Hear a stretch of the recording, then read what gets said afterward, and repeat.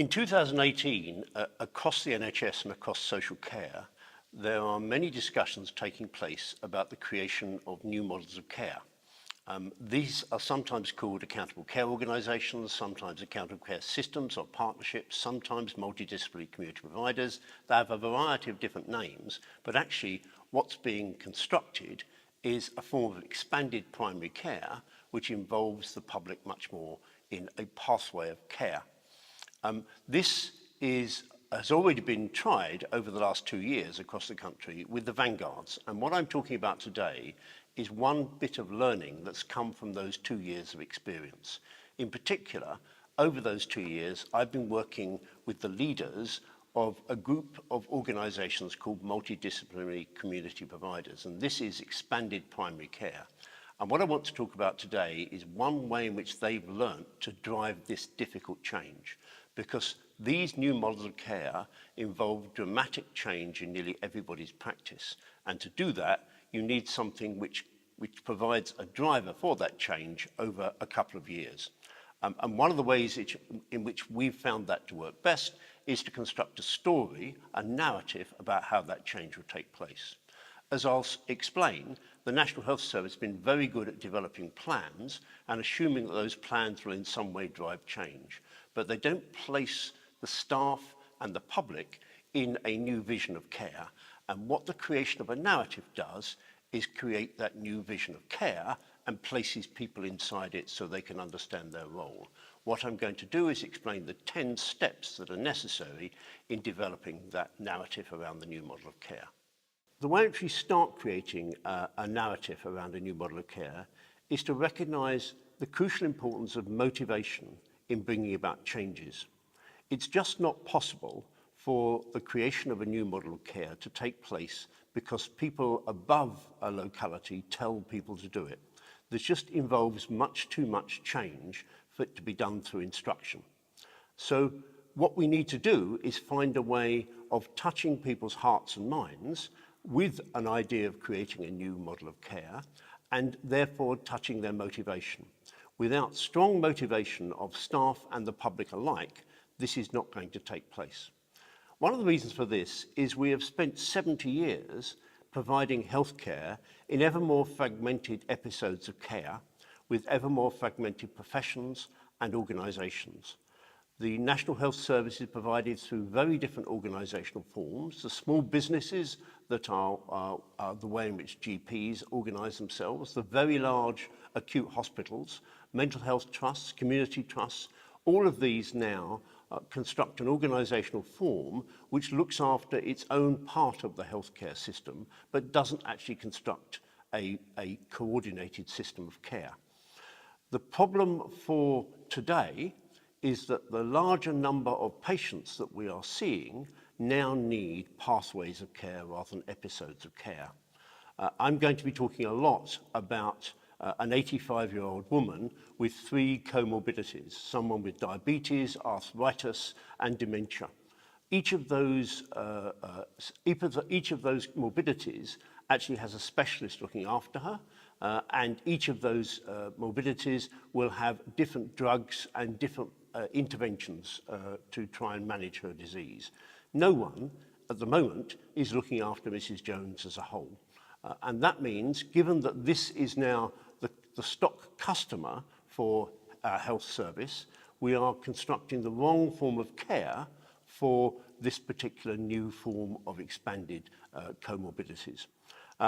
This means we not only have to work across very different NHS organisations, but we have to work with social care, an organisation which takes place from local government, is primarily provided by private and voluntary sector organisations, and which is means tested. This is a very different organisational form.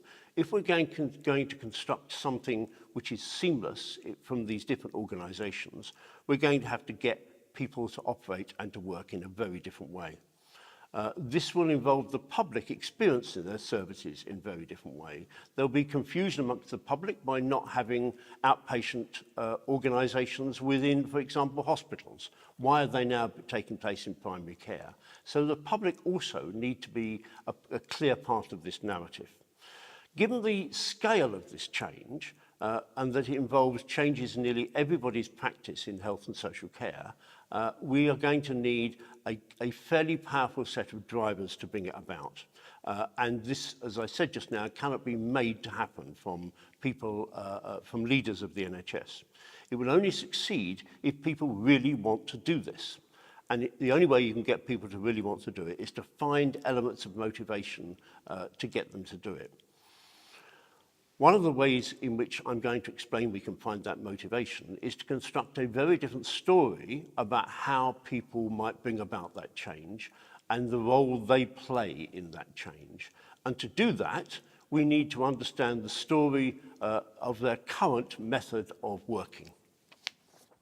So the next step is to establish how staff and the public understand the current model of care. How do they talk about their role in their current work? Because if we're going to develop a new story, we've got to understand the current story that people work within. Everyone has a story that makes sense of their work and their world and their lives as a whole. We think about our work and the people we work with in quite a specific way. And this is especially the case in the National Health Service, where now specialisms play such a large role.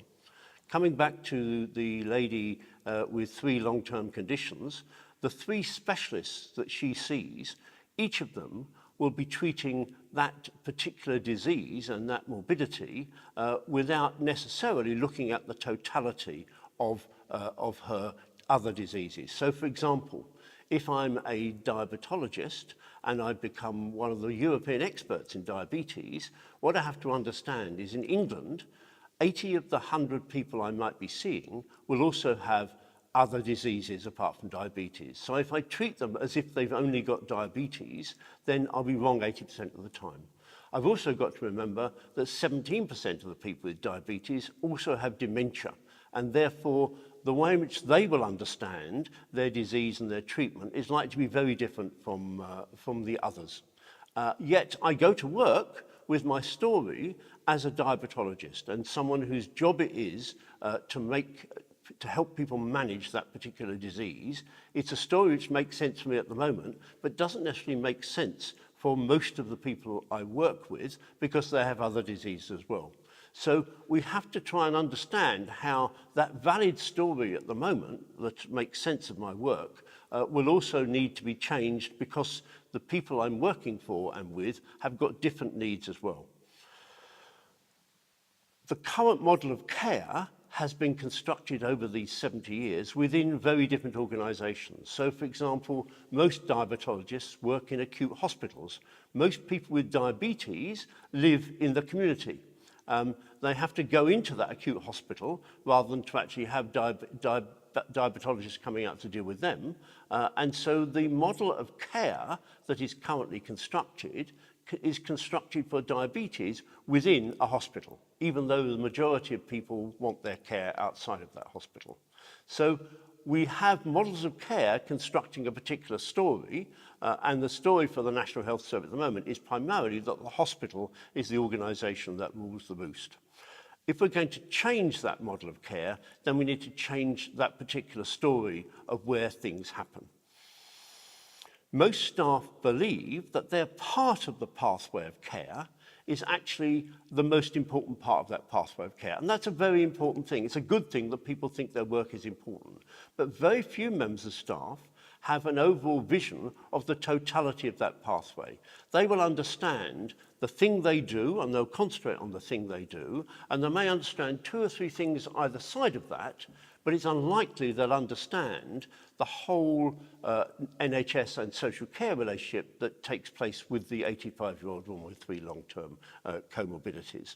And that means because we only understand the bit we do, the overall care is not as coordinated as it needs to be. Therefore, our story at the moment of what we do fragments what needs to happen in a much wider and more coordinated story. And so before we develop that coordinated story about a new model of care, we need to much better understand the way in which people experience their current story about care. And therefore, the third issue we need to look at is what problems do people see in the current story they have about the work they're doing at the moment. Most staff and most members of the public love the services they receive. That's a very unusual word to talk about public services, but actually that's the relationship that exists between a lot of members of staff and a lot of members of the public about the National Health Service. It's a very important part of people's lives, both in delivering those services and experiencing those services. So because of that, people tend to have a very good experience because of that warm relationship. However, everybody experiences that there are edges around their part of care, or the particular part of care they're experiencing at the moment, that cuts into the overall pathway of care. So this is not just a hypothetical issue about the future. This is something that people experience as members of staff in their current work.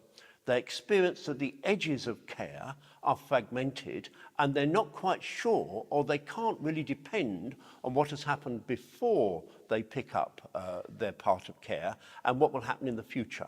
And because of that, they recognise there are problems within their current story. This isn't something which therefore a new story has to impose upon people. We have to work to recognise where are the problems in the current story, because it is a fragmented story. A lot of this is expressed as people having cracks in the current system and people falling through those cracks. So I'm doing my bit, I'm doing the best I can in my bit, but when I hand it on to the community nurse, or when the community nurse hands it on to the home care assistant, there's an uncertainty about whether that's going to work. Therefore, whilst most people work in specialisms at the moment, they recognise there is something wrong with this thing they do. And the public appreciate their individual aspects of care, but nearly every piece of public opinion will say, whilst we think the care we're getting is brilliant and wonderful when we get it, there seems to be confusion about how all this works together. And I, as a patient or as a member of the public, find that confusion a bit disturbing and a bit worrying. In 2015, the national charity National Voices was asked to talk to the public about the way in which they experienced this confusion and these separations and fragmentation. And they came up with something that's very useful to start this process off of creating a new narrative. They called them the I statements. And these were I statements of what I wanted out of care. So, for example, in care planning, patients said, I want to decide the kind of support I need and how to receive it. A very reasonable thing for a patient to have, but actually, if they are seeing several different people for their different comorbidities, then they probably don't feel they have the opportunity of making that decision for themselves. Similarly, one of the things that patients and social care recipients say over and over again is, I'd like to tell my story once. When you talk to people who have a variety of things wrong with them and are receiving services from a variety of organisations, they quite rightly complain they have to talk about what's wrong with them over and over and over again. And that in some way, they would like to just tell this story once. So like a single assessment. They then like to know what's going to happen. Another I statement is, I would like to be involved in discussions, decisions about my care and support the treatment that I want when I want it. Again, in most parts of life, these are perfectly normal things, and it's not because the National Health Service is full of people that want to deliver a bad service that this hasn't happened. It's because people are delivering very good, fragmented bits of service. So we start developing this new narrative by basing it on the critique of the current narrative that patients and staff have got. And I would always start this with the National Voices I statements about the new models of care. And this is what's been used across the country in trying to develop the new narrative of change.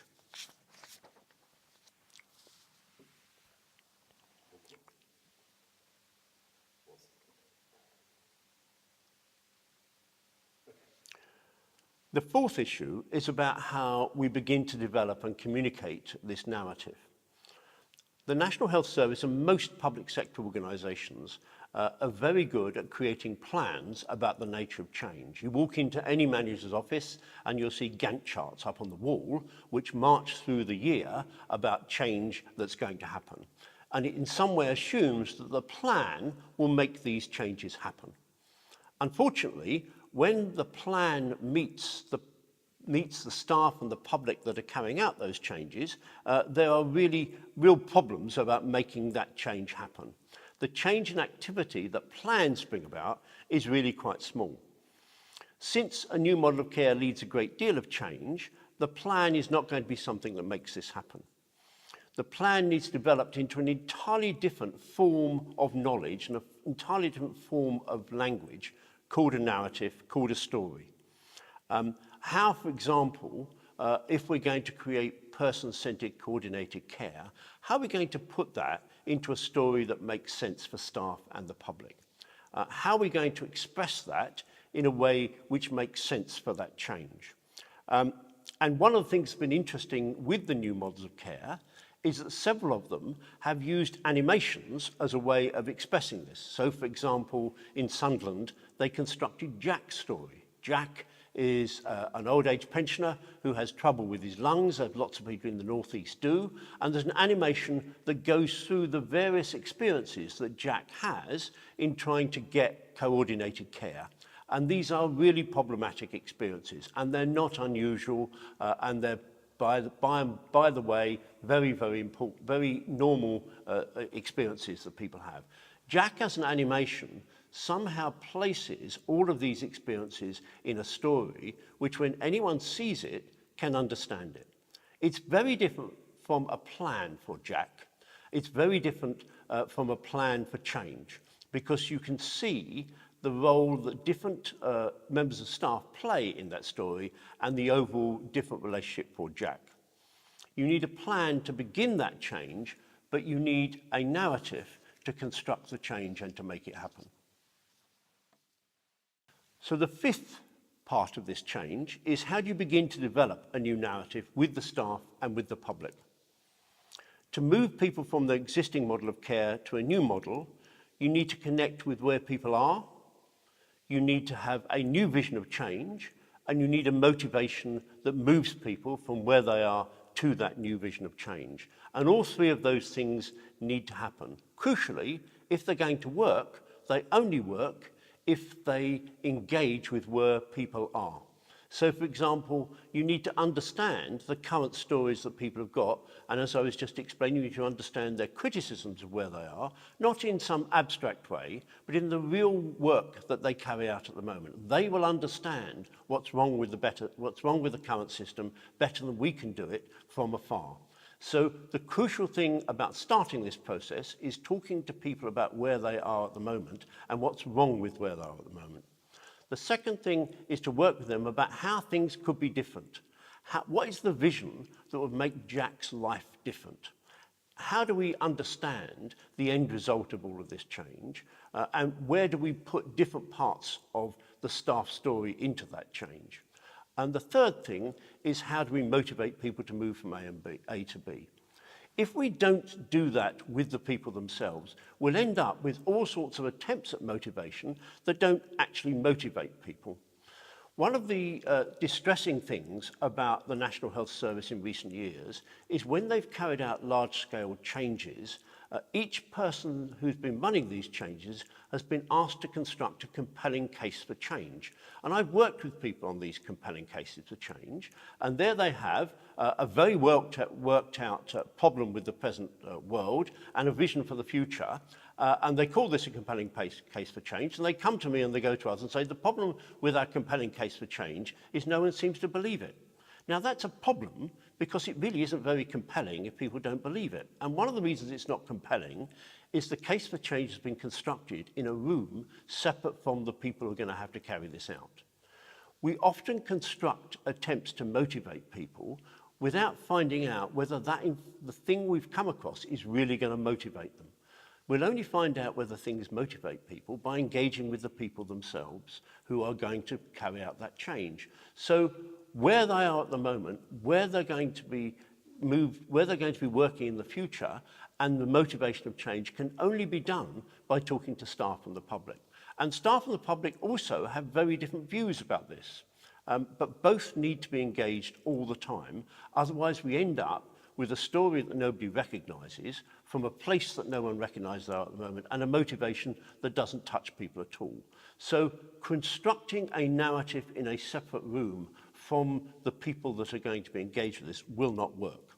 It needs to start from at the beginning and all the way through by working with people where they are. And therefore, the sixth issue is you need to try this out again and again and again. The NHS, again, like a lot of public sector bodies, is good at writing things down and then thinks it's a done deal. Whereas actually what you need to do is find out whether these things work. A narrative for change is an argument for change, and it will only really work if the argument really persuades people. You're only going to find that out when you try and persuade people. So as you're getting your narrative together, as you're working it out with staff and the public, the crucial thing is to try and use it. Use it over and over again. Use it in different ways with different groups of people. And as you're using it, you'll find out what parts of the story actually work and what don't. What language is wrong? What language is right? How are we going to improve on that language? You will understand this in many different ways because you're using the story sometimes externally. The public are going to want to know, what are you doing? What is this new model of care? What is an accountable care organisation? How can I trust this new thing so that it's going to deliver something new? They'll be anxious about changes in the National Health Service because people really depend upon it. So you're going to have to make sure this story works in all sorts of different settings, with lots of old people, with lots of mums, with lots of children, to understand that this is something which they can grasp and see is a part of their life. And as you try that, you'll learn what works and what doesn't work, and you'll need to bring it back and start to develop that story. And you'll also be doing that with different groups of staff.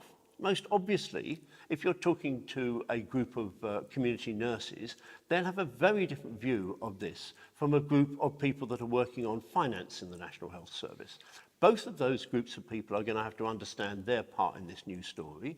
And as you develop the story and the narrative, you're going to have to develop it with them and to learn from them. So trying it out over and over again is an essential part of this story. You'll be using it in very different ways with very different groups of people, and sometimes with very different language with very different groups of people. But after each occasion, you need to be able to sit down and think what worked and what didn't work, and then what do we need to amend. So a narrative only works, a story only works in the telling. It doesn't work on the page. It works because people engage with it and think about it in their lives. And therefore, all of this is a waste of time unless you use it over and over again and learn from that engagement. The seventh part of this is to ensure as many staff and members of the public as possible can deliver the narrative as a normal part of their explanation about what is happening. They need to own this thing. And so, for example, I've been in rooms where people are working out the new financial flows that will be necessary to provide the right incentives within a new organisational form. This seems quite a boring issue, but actually I've seen people say in these meetings, in the last hour, what have we discussed that will make any difference for any patient? How does this fit in with our story? How does this fit in with our narrative? And so you can raise the issue of the narrative working or not working by ensuring that many, many people can be involved in its use and its creation. This is not to be owned by just 3 or 4 people. And it'll be owned by different people in different ways. You'll want to be able to have social care assistants to be able to explain what this means, both to members of the public and to their colleagues. You're going to want senior consultants to understand and be able to explain what this means to themselves and to members of the public and to their colleagues. And so this has to be owned way beyond the central planning group or the central narrative group. You will need different members of staff to understand this and different forums for this to take place in. It would be good if there wasn't just one-off meetings about the narrative, but this was an agenda item on nearly all meetings that took place. How's it working? How are people explaining it? More and more people need to understand how this will work in more and different settings. We'll come in a minute to how you maintain some sort of coherence in this, but it's only going to be a significant change issue which people will continue to use to drive change if more and more people actually own and explain the narrative in all different aspects of the organisation. You will need what someone has referred to as a diagonal group across the organisation, from the very top to the very bottom, each of them capable of explaining what the new story is. The 8th issue is persistence. One of the issues that people who have developed narratives, whether it's in social movements or political parties or political movements or large organizations in the private and public sector say, is that actually, when you're telling this story over and over again, you have the false impression after just a few weeks that everyone's heard it and everyone believes it. Because after all, you've said it 20 times and you're getting a bit bored with it. Actually, the problem is you've only said it a few times to many, many different people, and you're going to have to get used to this being a major part of the way in which you conduct your business over and over again. Persistence is essential. The current story will be developed over a long period of time, will be heard by different people at different times. You will need to make sure that there is a liveliness to this and that you're developing it over and over again, but actually you need to ensure you are persisting in doing this even when you're bored with it. Ninthly, whilst everybody needs to be capable of explaining this and being a part of the narrative and living in that narrative, you're going to need one person to own it. You're going to need one person to amend it, to think about what's going on, and to recognise the changes that are coming in from the different arguments that are being made. This is quite a complex job because actually what I've just been describing is how everybody needs to own it, but one person needs to be in charge of that and needs to be in charge of the variation. So over the last month, we've learnt that the way in which we've explained person-centred care actually only seems to work with nurses and not with doctors. We need a different form of explanation. Therefore, in the next month, we're going to make sure it works in this particular way for that particular group. So therefore, somebody needs to be in charge of the variations and how we explain this story to different groups and to different people. It's like having a language. The language will contain a single set of meanings, but there will be dialects that make sense to different groups of people. And therefore, the dialects are going to have to be reporting back to someone who owns the overall story. So you need lots and lots of people with different dialects explaining things, but they need to be reporting back to someone about what works and what doesn't work. Lastly, this is an iterative process over a 6-month period. You need to know that after 6 months, you need an evaluation. The purpose of this whole process is to improve the drive for change.